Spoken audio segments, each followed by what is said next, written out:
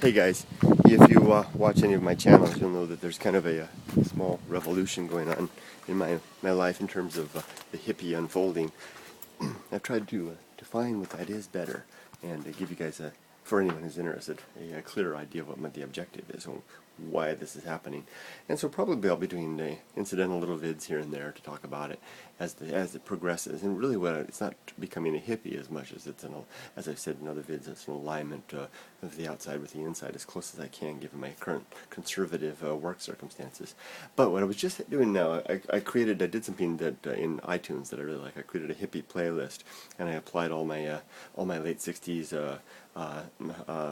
Early to mid '70s music to it, and I just hit the shuffle button once in a while, and just love it. I mean, it just brings out that spirit and that feeling that I really enjoy, and brings the thought process along.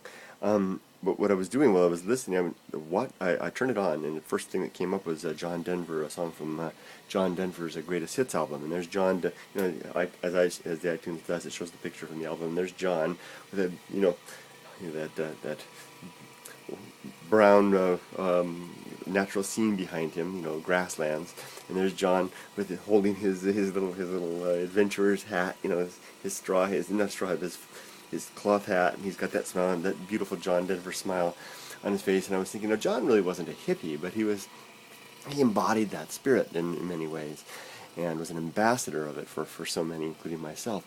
And what I was thinking about was how lucky John was to have been an adult during that period, that as I was a boy during that time, that I couldn't experience it so in a first-hand manner. I was 5 years old during the Summer of Love. There's no way I could have been to Woodstock, and had I been there, I probably would have slept through it. Wouldn't have known what it was.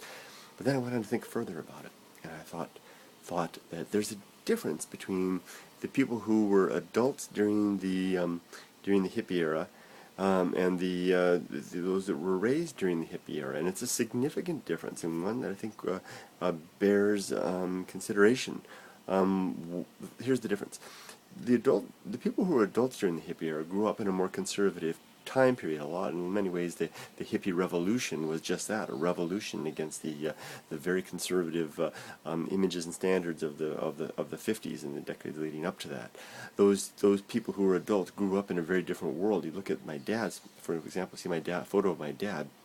5 years, 1964, the year I was born, he looked like he was just, right from the 1950s, a slim, trim, perfect haircut, just in every way the epitome of the idealized, refined, clean-cut man of the 50s.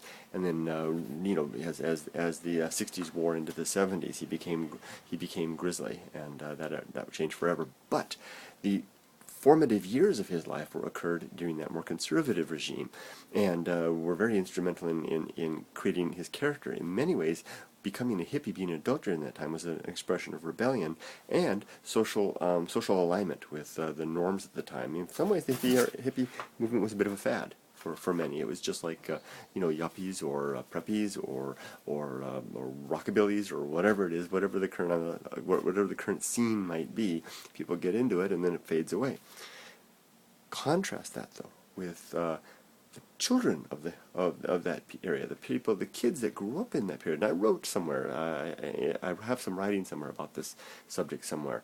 I actually quite a bit of writing, probably a quarter of a book written on this somewhere. I should try to dig that up someday. On the people that were raised during that era were inculcated into that spirit as a matter of course as a part and parcel of their upbringing, to say that word again. The hippie spirit was what they came into and what they learned. People such as myself learned that as an instrumental part of our formative years. In many ways, it then serves as the foundation for much of our thinking especially later in life, maybe it's no surprise then that someone like me would find myself interested again in rediscovering that, given that it's from some ways it forms the bedrock of my initial thinking. So to summarize then, the adults of the hippie era were in many ways following a trend. For many of them it was far more sincere than that. For many of them it was a trend, and it was a deviation from the course that they have, a very different course that they had been raised into. Whereas people such as myself, people of my generation, were raised into it. It became a cornerstone of our essence, and something that we may or may not have deviated away from in later years, but it remains a key element for us. And I think that is a very interesting thing to keep in mind for myself as I move forward with this experiment. Far more than an experiment, not less, far more than an experiment for me, because I think it's a tapping into something very real. There you go. So I'll leave it at that. I'll leave you guys with, what the heck is my father-in-law up to? He's got all this bamboo. Look at this.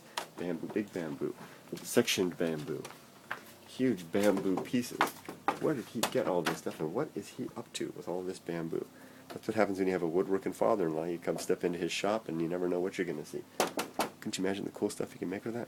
Take care, everybody. Have a wonderful day. Have a bitchin' day from top to bottom, from start to finish, from this point to the end.